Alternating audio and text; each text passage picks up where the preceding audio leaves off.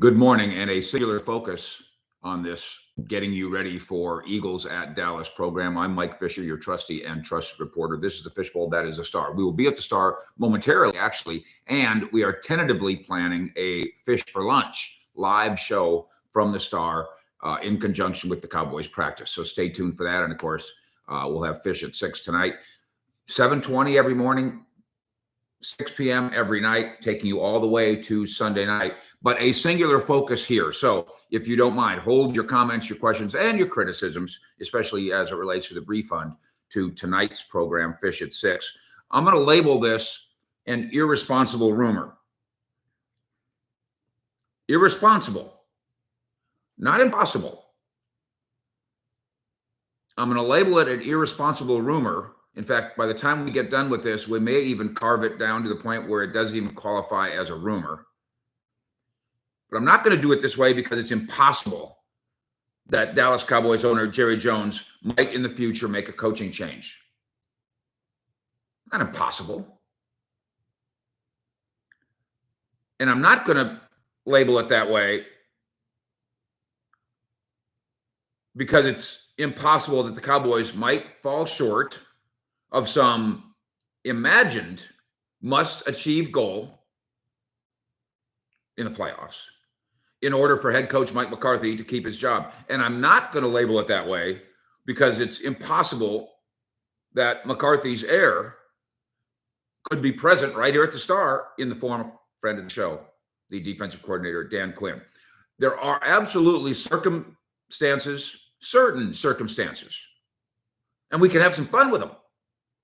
Although it won't be very fun if they actually come to pass. Some circumstances, however unlikely, that I not just think him to be, that I know him to be, that could bring on a level of disillusionment with the Joneses so overwhelming as it regards Big Mike that they engineer a divorce.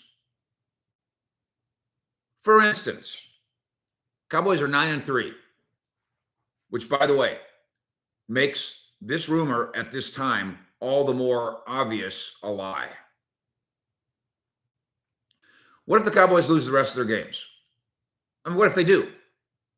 They just sink into quicksand.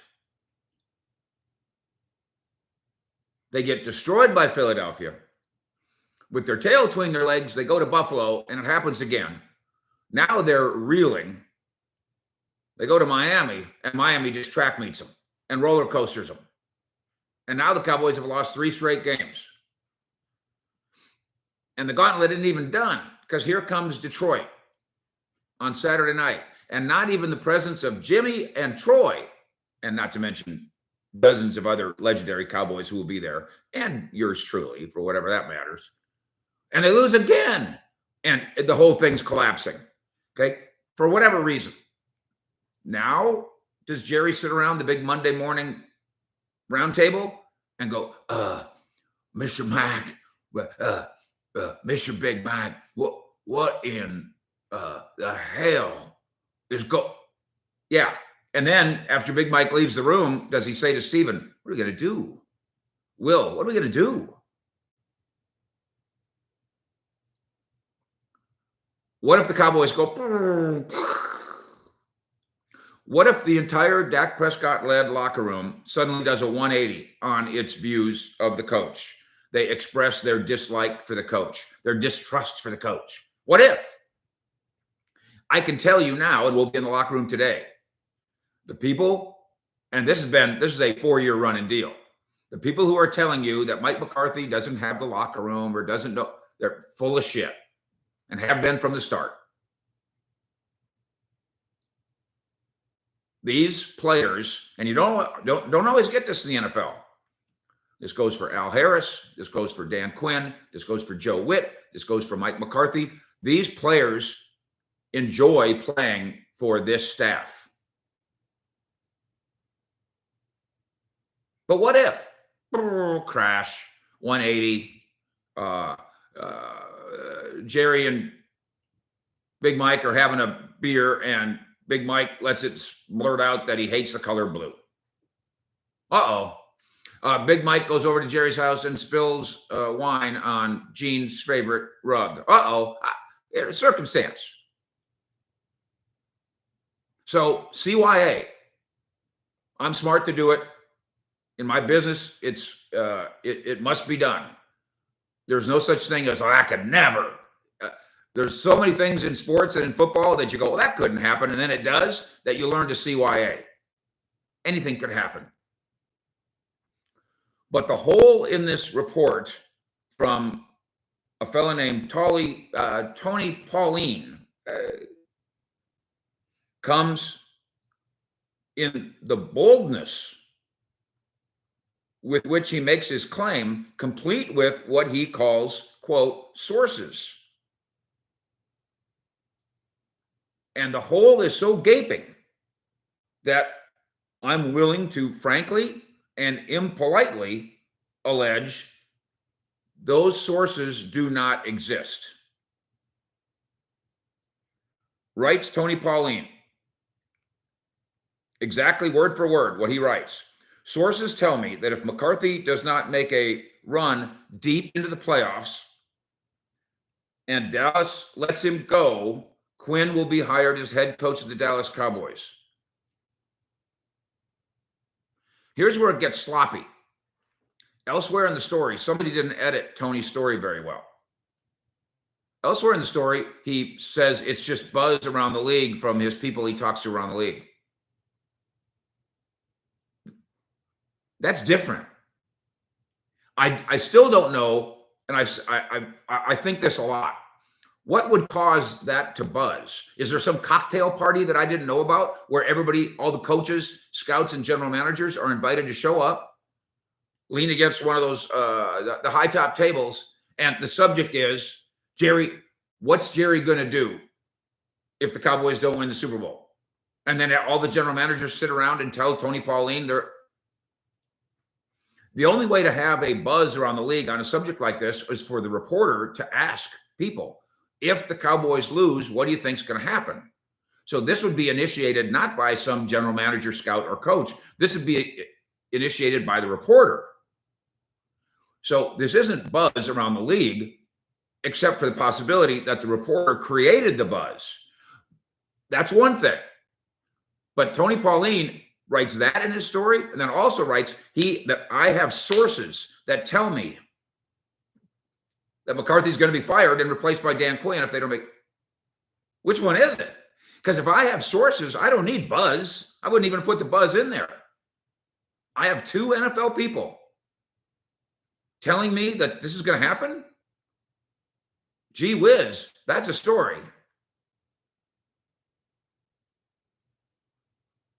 But here's what I'm going to tell you about this story that's not a story, but still needs to be handled here. Because somebody around here needs to be the responsible adult. And look how old I am. I guess it's me. There is not one single person in that building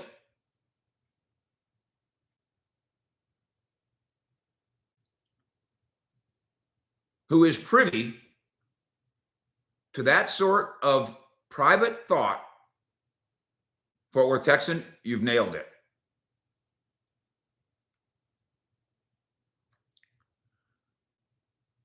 Not one single person in that building right there who's privy to that sort of private thought or secret plan who would serve as Tony Pauline's sources.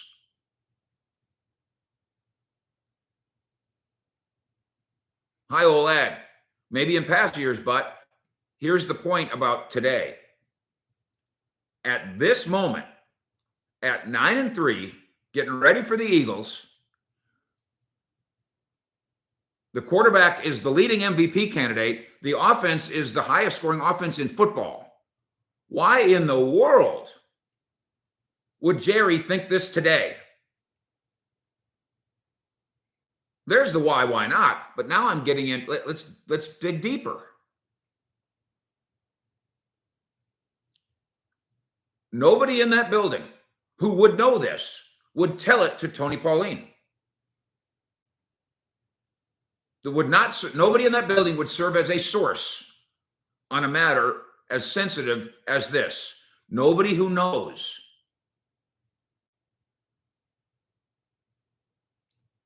Russell, sounds like a Philly source to me. It's interesting that you would say that. I'm going to touch on that in a minute too.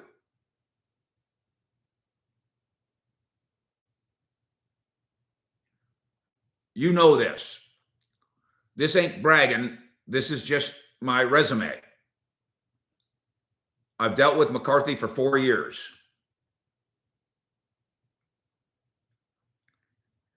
I've had, and if you watch the show or read cowboyssi.com, you probably have already gathered this. I've had dozens of conversations. So many of them are off the record, so Dan Quinn will not mind me. Dozens of conversations about Dan Quinn in one-on-one settings about work and job and future and the Cowboys. Dozens. His wife, his house, all of it. I've known Will McClay for more than a decade. And I don't probably have to tell you that I have a pretty good working relationship with Jerry and Steven. You're probably aware of that, dating back 34 years. And I will bet anything that Tony Pauline would like to push into the middle of the betting table. Anything.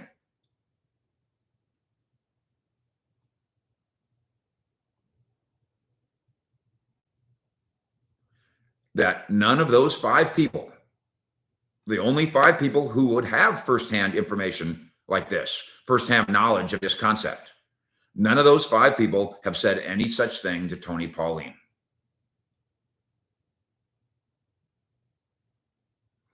This thing also smells rotten.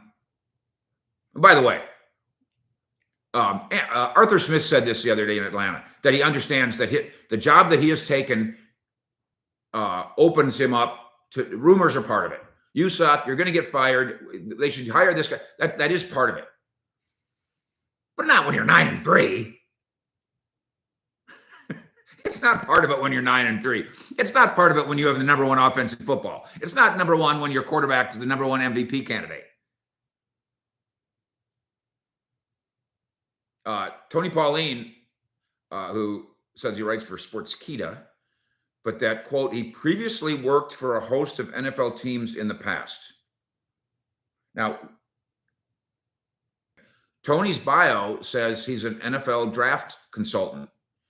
And then at the end of the sentence says, and I've worked for a host of NFL teams in the past, suggesting that his expertise as an NFL draft guru and the fact that he's worked for a host of NFL teams in the past are connected. What I can find is that he used to write for the PhiladelphiaEagles.com team website.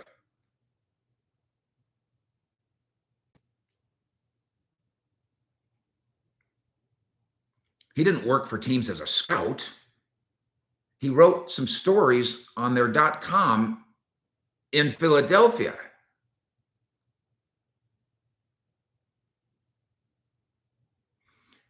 Also stinky and sloppy. And if you're an aspiring young reporter, you better figure this out.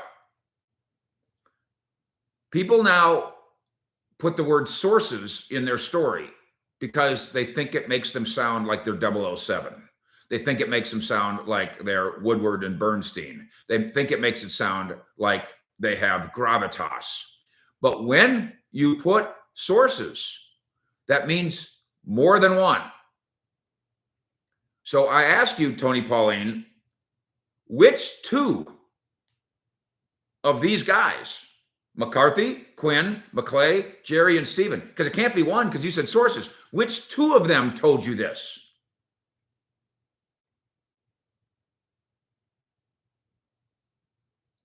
Did McCarthy and Quinn whisper this to you? Did Jerry and Steven whisper it to you?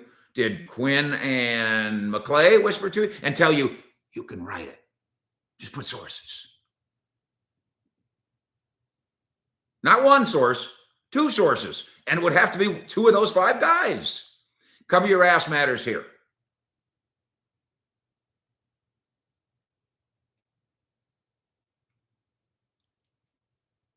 Glenn, I appreciate your point, but thousands and thousands and thousands of people now think this is true. And so you can talk about how you want to spend your time. I'm in charge of how I spend my time, and I'm telling you, this is valuable.